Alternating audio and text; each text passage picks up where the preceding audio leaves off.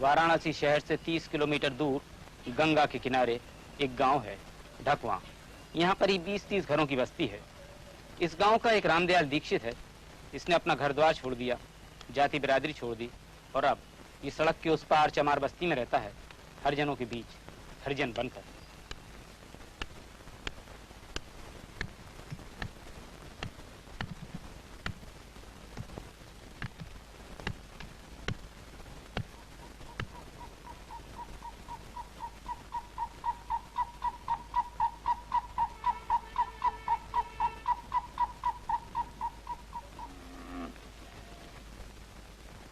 पहले तो मैं रामदयाल दीक्षित था, अब मैं रामदयाल चमार हूँ। हरजन की लड़की से हमने शादी कर ली। शादी करके जब हम घर आए तो घर वालों ने, गांव वालों ने बड़ी कटवचन कही और मारने की धमकी दी। जब मैं पुलिस के यहाँ गए तो पुलिस उल्टा हमें बंद कर दिया।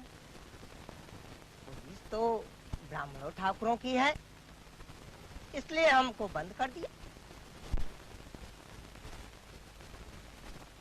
थाने में बंद करने के बाद रात 9 बजे राधे श्याम पांडे जी आए और बोले कि ब्राह्मण होकर के ऐसा नीच कर्म किया। हमने कहा कोई नीच कर्म तो हमने नहीं किया। फटका खोलवाए और हमें बड़ी बुरी तरह से मारे। कौन थे ये राधे श्याम पांडे? दरोगा, राधे श्याम पांडे दरोगा।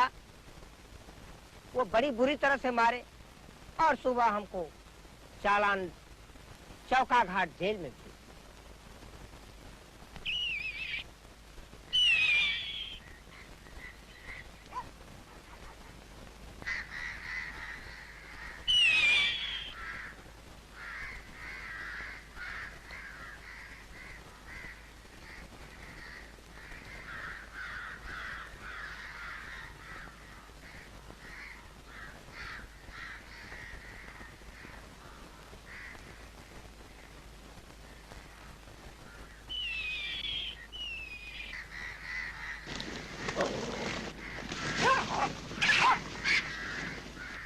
यह मेरा पुश्तैनी धंधा है।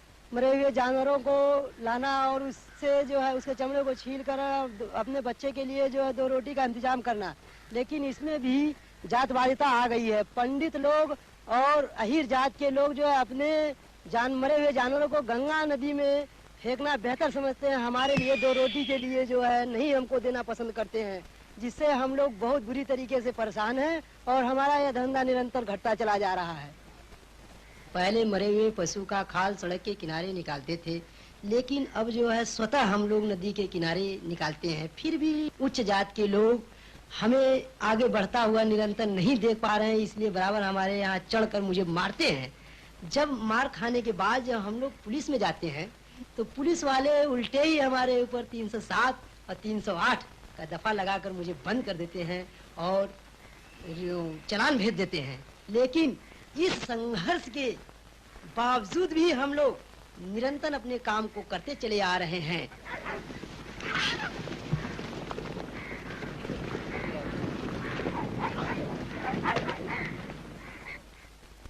जब मैं चौका घाट जेल से आया, घर पर गए तो हमारी चाची ने बोली कि अरे भाई वो चमड़ा आया है दरवाजे पर, उसे कुछ खाना वाना तो दो। एक हड़िये में हमें खाना आ गया। हमने देखा कि हड़िये में हमको खाना, तो ये चमड़ा पर हड़िये में खाना आया, तो चमड़ा जब बनना है तो चमड़ा बन करके ही दिखा दूंगा।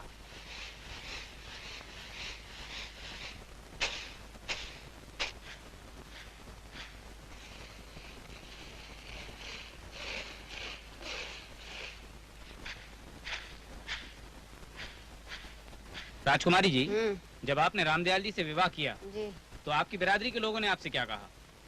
हमसे ये न कहा कि यहाँ से इसके लेके चले जा। बड़ लोग से डर लगती है, धमकाने लगते हैं।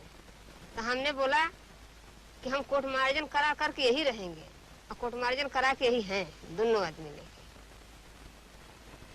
स्कूल में जो पंचायत हुई थी, उस पंचायत में ये हुआ कि तुमने तो ये बड़ा बुरा किया अब इस गांव में सड़क के उस पार तुम नहीं आओ। तुम्हारे हक से जो है सड़क के इस पार दे दिए जाते हैं और तुम इसी गांव में अपना रहो, अपना बिताओ। हमने कहा कि अच्छा ठीक है, जैसा आप लोगों को जचे वैसा ही फैसला की। मैंने फैसला मान लिया। जब मैंने ऐसा प्रेम परस्पर की बात चली, गांव वालों ने, घर वालों ने कहा कि अरे भाई इसे छोड़ दो। हमने कहा क्यों, मैं छोड़ नहीं सकता। लोगों ने कहा कि ऐसा ही तो चलता है, तुम छोड़ दो इसे, किसी बात की फिक्र नहीं करो। मैंने कहा नहीं, ब्राह्मणों का ये कर्म नहीं है कि किसी की इज्जत बिगाड़ दे और उसे छोड़ दे। मैं इससे शादी जरूर करूंगा। लोगों ने कहा कि किसी बात की तुम्हें पछतावा नहीं है, तुम ऐसा नहीं करो। मैंने कहा फिर भी मैं ऐसा ही करूंगा, इससे शादी करके ही रहूंगा।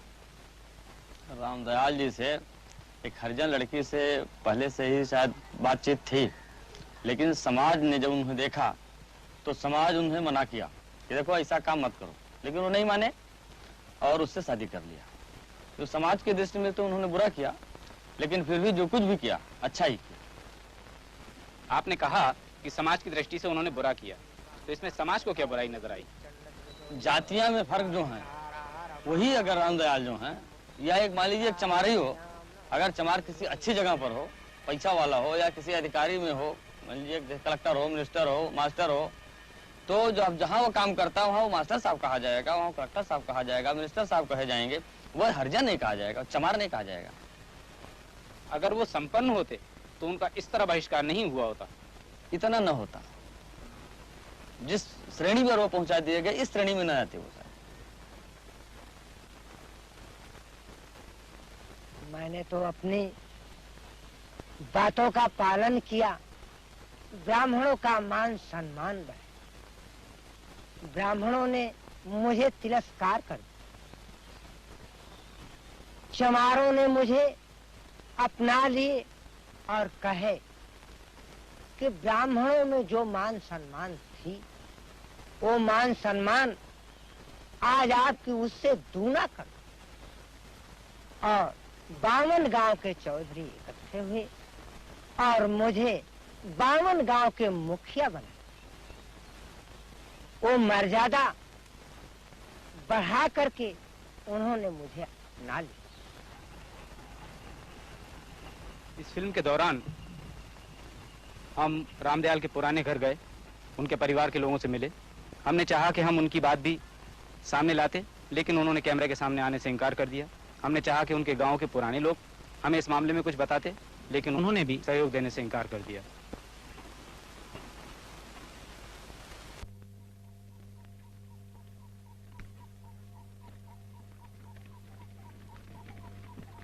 बाबा रामदयाल तो आपके पुराने साथी हैं? जी हाँ इन्होंने शादी की और जैसा इनके साथ व्यवहार हुआ जी। तो आपको कैसा लगा? जिसके कारण जो उनके साथ व्यवहार हुआ है वो गलत तरीके से व्यवहार हुआ है। जो लोगों ने इनको तकलीफ दिया, जो आलोचना किया, वो गलत तरीके से किया। इस वजह से कि रामदयाल ने एक हरिजन लड़की के साथ अपना शादी कर लिया। इस वजह से लोग घृणित रूप से देखे इनको। उन्होंने जो कुछ भी किया बहुत ठीक किया।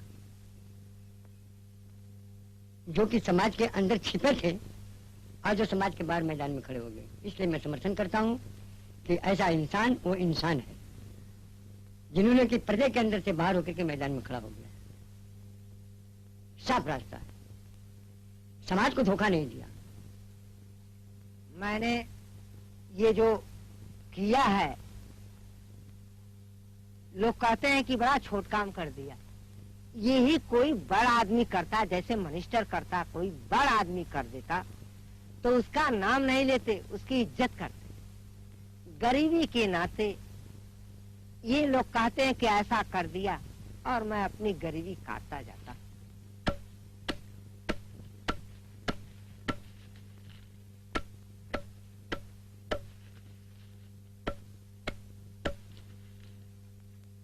ये बनारसी साड़ी है, इसको सभी लोग बीनते हैं और चमार भी बीनते हैं।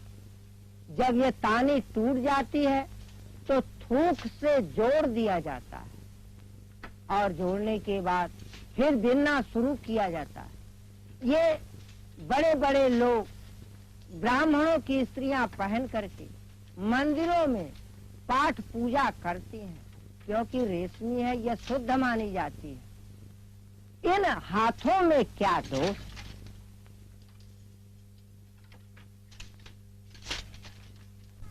रामधनी जी, जी हाँ, कल आपने रामलीला में एक चौपाई पढ़ी थी रामायण की। पढ़ी थी। प्रभु भल कीन मोहि सिख दीनी, मर्यादा सब तुम्हारी कीनी, ढोल गवार शूद्र पशु नारी, ये सब ताड़न के अधिकारी। इस चौपाई में शूद्र और नारी दो बातें कही गई हैं। नारी की बात तो समझी जा सकती है बाद में, लेकिन अभी शूद्र के बारे में हमें बताइए कि इसकी परिभाषा क्या है। शुद्ध की परिभाषा यह है कि जो आपके गृहस्थी में, आपके घर में निर्कृष्ट सेवा करे। कहने का मतलब यह कि जो आपके पशुओं को चारा दे, गोबर फेंके, खेत में खाद डाले या और छोटे मोटे घर के कार्य करे, उसे शूद्र कहा जाता है, चाहे वह किसी भी जात का वर्कर क्यों न हो। जाति का मतलब अगर ब्राह्मण है, वैश्य है, क्षत्रिय है और अगर ऐसा काम करता है तो उसको भी आप शूद्र कहेंगे? बिल्कुल शूद्र कहेंगे। कर्म से ही इंसान शूद्र होता है और जाति से शूद्र नहीं होता। तो अगर कोई शूद्र पढ़ लिख कर विद्वान बन जाए तो क्या आप उसे ब्राह्मण का दर्जा देंगे? बिल्कुल ब्राह्मण का दर्जा देंगे, उसकी हम पूजा करेंगे, क्योंकि हमारे शास्त्र में यह विधान लिखा गया है कि विद्यमान सर्वत्र पूज्यते। और ये बात आप समझते हैं कि आज मानी जाती है? हम बिल्कुल समझते हैं, समझते ही नहीं बल्कि उसको करते भी हैं। और ताड़ना का अर्थ क्या है? ताड़ना का अर्थ उनको नसीहत देना, उनको कंट्रोल में रखना। जो काम करने वाले लोग हैं उन पे आप कड़ी नजर रखिए, यही मतलब? नहीं, उनके पास कंट्रोल रखिए, कड़ी नजर नहीं, क्योंकि उनको मारना पीटना नहीं बल्कि उन पर कंट्रोल करना, गलत रास्ता पर न जाए।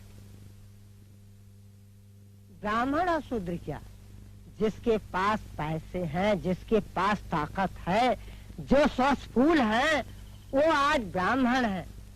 कोई जाति का, कोई वर्ग का जिसके पास पैसा नहीं, जिसके पास धन नहीं, जिनके पास कोई सौसफूल नहीं, वो आज गरीब है, वो हरिजन और पिछड़ी जाति, वो शूद्र कहे जाते हैं। फर्क इतना ही महसूस होता है कि गरीबी, जिसके पास पैसा नहीं वो हमेशा परेशान है, गरीबी परेशान किया है। हमने तो दुनिया भी देखी है कि लोगों ने ऐसी ऐसी बातें करते हैं, आज मेरे पास पैसे हो जाएं, बढ़िया कपड़े हो जाएं, 4 आदमियों के साथ में चल रहे हैं, लोग कहेंगे आइए रामदयाल जी आइए।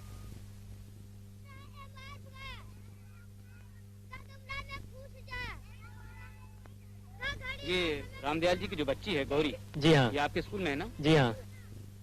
तो इसकी जाति आपने क्या लिखी है? चमार। रजिस्टर में लिखी हुई है? जी हाँ। तो रजिस्टर हम देख सकते हैं क्या? इस समय रजिस्टर नहीं है सर। क्यों? प्रधानाध्यापक नहीं है, कहाँ गए हुए? छुट्टी पर हैं। शिव प्रसाद, तुम्हारी जाति क्या है? हरिजन। हरिजन? जी। क्यों, कैसे मालूम? हमारे टीसी में, प्राइमरी स्कूल पर टीसी में लिखा था हरिजन, वहाँ लिखा तो हरिजन मालूम हो गया। अच्छा, अभी कौन से स्कूल में पढ़ते हो? चौबेपुर। कैसा लगता है वहाँ? अच्छा लगता है, लेकिन बच्चों, हरिजन के बच्चों के साथ मास्टर लोग चाय नहीं पीते उनके हाथ का और पानी नहीं पीने देते, और बाजार में जो पानी पीते हैं तो बाजार वाले मारते हैं, बिगड़ते हैं। अच्छा, तो फिर पानी का कैसे इंतजाम होता है तुम्हारा? फिर स्कूल में दूसरी बाल्टी रहती है, उसे पीते हैं। तो हरिजन बच्चों के लिए अलग बाल्टी रहती है, तुम्हारे लिए अलग और दूसरों के लिए अलग रहती है? वही बाल्टी रहती है, उसको ब्राह्मण जात के लड़के पिलाते हैं। वो पिलाते हैं तब तुम पीते हो? जी। तुम पिलाते हो तो दूसरे नहीं पीते? नहीं।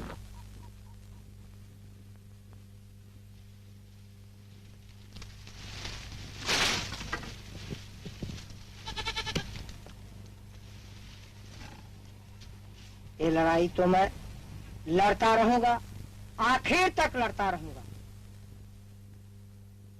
मैं इसी चमटोल में रहता हूँ, चमार तो हो ही गए, मेरे पास 2 बच्चे हैं जो स्कूल में पढ़ने जाते हैं, वो भी तो चमार ही कहलाएंगे।